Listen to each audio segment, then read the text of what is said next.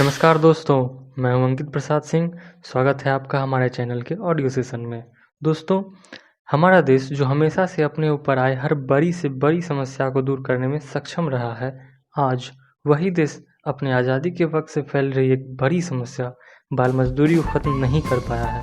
दोस्तों, मैं आपको बता दूं कि बाल मजदूरी हमारे देश में आज़ादी के बाद से ही फैलने लगा था और अब ये इतना फैल चुका है कि हम कई कोशिशों के बाद भी इसे ख़त्म नहीं कर पाए हैं। दोस्तों, आइए इस वीडियो में हम लोग बात करते हैं बाल मजदूरी और बाल मजदूरी से जुड़े कुछ बातों को, जैसे कि बाल मजदूरी क्या है, बाल मजदूरों की संख्याएं कितनी है, बाल मजदूरी के प्रमुख कारण क्या हैं, बाल मजदूरी किस तरह से हमारे देश में दुष्प्रभाव डाल रहा है, भारत सरकार ने कौन कौन से कानून और अधिनियम लाए हैं बाल मजदूरी को ख़त्म करने के लिए, और सबसे लास्ट और सबसे अंत में हम लोग जानेंगे कि बाल मजदूरी को ख़त्म करने के लिए अब भी हमारे सामने कौन कौन सी चुनौतियाँ हैं। बाल मजदूरी क्या है? दोस्तों, बाल मजदूरी एक ऐसी प्रक्रिया है जिसमें ऐसे बच्चे जिनकी उम्र 5 से 14 के बीच में है, उनसे उनकी प्राथमिक शिक्षा को छीनकर उन्हें ऐसे कठिन कार्यों के लिए भेज दिया जाता है जिसके लिए वे शारीरिक और मानसिक रूप से तैयार नहीं होते हैं। और ये बच्चे ऐसे होते हैं जो खुद की देखभाल भी अपने माता-पिता के बगैर नहीं कर पाते हैं। वहीं अगर भारत में बाल मजदूरों की संख्याओं की बात करें तो 2011 के जनगणना के मुताबिक 10.1 मिलियन बच्चे, जिसमें कि 5.6 मिलियन लड़के और 4.5 मिलियन लड़कियां बाल मजदूर थे। वहीं अगर भारत के राज्यों की बात करें तो हिमाचल प्रदेश, नागालैंड और सिक्किम जैसे राज्य बाल मजदूरों की संख्याओं में सबसे अधिक हैं। आंकड़ों के मुताबिक कृषि क्षेत्र में 61.7%, सेवा क्षेत्र में 29.9% और निर्माण क्षेत्र में 6% बच्चे काम करते हैं। कृषि क्षेत्र में सबसे अधिक बच्चे कार्यरत हैं। अब बात चाहे भारत की करें या विश्व स्तर की, इससे इनकार नहीं किया जा सकता है कि भारत जैसी या इससे भी बदतर स्थिति विश्व के कई और देशों में है। इन देशों में ब्राज़ील, भूटान, चीन, यहाँ तक यूएसए जैसे देश भी शामिल हैं। यूनाइटेड नेशन चिल्ड्रन फंड यानी यूनिसेफ की रिपोर्ट की माने तो विश्व स्तर में 217 मिलियन बच्चे बाल मजदूर हैं। वहीं भारत में बाल श्रम के खिलाफ काम करने वाले कुछ कार्यकर्ताओं का यह भी कहना है कि ऐसे बाल मजदूर जिनकी बाल मजदूर होने की रिपोर्ट नहीं की जाती है, वे छिपे हुए बाल मजदूर हैं और अगर इन्हें भी जोड़ दिया जाए तो ये संख्या बहुत अधिक हो सकती है। भारत में बाल मजदूरी के प्रमुख कारणों की बात करें तो गरीबी, भुखमरी, निरक्षरता और परिवार नियोजन में कमी जैसे प्रमुख कारण माने जा सकते हैं। गरीबी के कारण बच्चों पर अपनी और अपने परिवार की जिम्मेदारी कम उम्र में ही आ जाती है, जिसके कारण वे अपनी प्राथमिक शिक्षा तक हासिल नहीं कर पाते हैं। निरक्षरता के कारण लोग अपने और अपने बच्चे को शिक्षा के लिए प्रेरित नहीं कर पाते हैं और उन्हें अपने बच्चों से मजदूरी करवाना ज़्यादा पसंद होता है।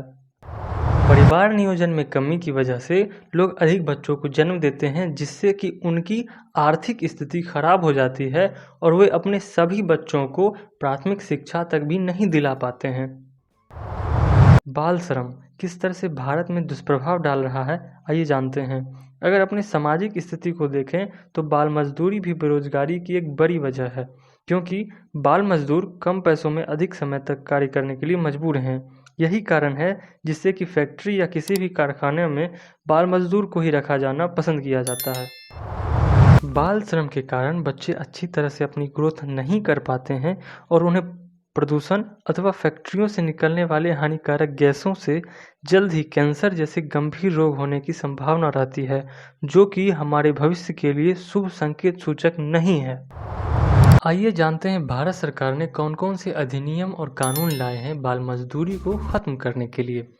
इनमें प्रमुख हैं बाल और किशोरों में श्रम निषेध एवं विनियम अधिनियम 1986 में 2016 सीएलपीआर एक्ट के तहत संशोधन किया गया, जिसमें 14 वर्ष से कम उम्र के किसी भी बच्चे जो लड़की या लड़का हो को किसी भी तरह के कामों में रखना, चाहे वो घरेलू मदद हो या औद्योगिक, कानूनी अपराध माना जाता है। यहाँ घरेलू मदद का अर्थ है अपने बच्चे को किसी और के घर घरेलू मजदूर के रूप में काम करवाना। वहीं 14 से 18 वर्ष के बीच वाले बच्चों को किशोर माना जाता है और कानून इस उम्र के बच्चे को खतरनाक व्यवसाय को छोड़कर कुछ कामों को करने की अनुमति देता है। खतरनाक कार्यों में खनन, पटाखों की फैक्ट्रियां, केमिकल उद्योग जैसे व्यवसाय आते हैं। 2011 में आए एक रिपोर्ट के मुताबिक भारत में कुल बाल श्रमिकों में से 1% यानी 1,20,000 बच्चे इस तरह के खतरनाक व्यवसायों में थे। भारत सरकार ने कुछ और अधिनियमों को बनाए हैं, जैसे कि कारखाना अधिनियम 1948। इस अधिनियम के तहत ऐसे बच्चे जिनकी उम्र 14 वर्ष से कम है, उनको किसी भी कारखाना में काम देना या काम पर रखना कानूनन अपराध है। खान अधिनियम 1952। इस अधिनियम के तहत ऐसे बच्चे जिनकी आयु 18 वर्ष से कम है, उन्हें किसी भी तरह के खान में खुदाई या किसी भी तरह के काम पर रखना कानूनन अपराध माना जाता है। भारत सरकार ने सबसे महत्वपूर्ण और आवश्यक अधिनियम जो बनाए हैं वो है बच्चों को मुफ्त एवं अनिवार्य शिक्षा का अधिकार अधिनियम 2009। इस अधिनियम के तहत भारत के सभी बच्चों को जिनकी आयु 4 से 14 वर्ष के बीच में है, उन्हें भारत सरकार मुफ्त में प्राथमिक शिक्षा प्रदान करती है, जिससे कि ऐसे बच्चे जो आर्थिक तंगी की वजह से या किसी और कारणों से अपनी प्राथमिक शिक्षा पूरा नहीं कर पाते हैं, उन्हें इससे बहुत मदद मिलती है।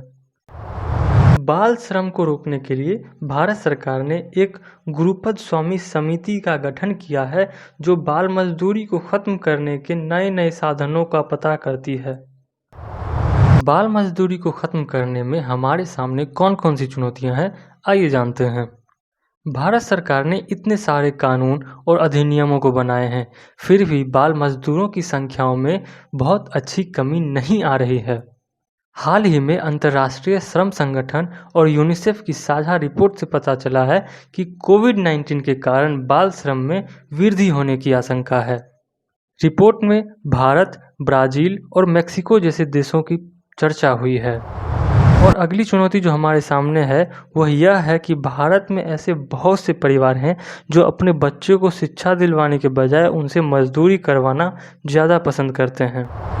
और हमारे यहाँ ऐसे सामाजिक लोगों की बहुत ही कमी है जो बाल मजदूरी के खिलाफ खड़े हो सके। हमारे यहाँ कहीं ना कहीं कानूनी व्यवस्था में भी कमी है, जिसके कारण इस समस्या को दूर करने में बहुत ही मुश्किल आ रही है। कानूनी व्यवस्था को इसलिए क्योंकि कुछ लोग थोड़े से पैसे देकर आसानी से इन मामलों में बच जाते हैं। लेकिन मैं ये आशा करता हूँ कि हम सब मिलकर बहुत जल्द इस समस्या को दूर कर सकेंगे। आप इस बारे में क्या सोचते हैं, हमें ज़रूर बताइए। आपको ये वीडियो कैसा लगा, हमें कमेंट करके लिखिए। वीडियो को लाइक करें, चैनल को सब्सक्राइब करें। आपका दिन शुभ हो।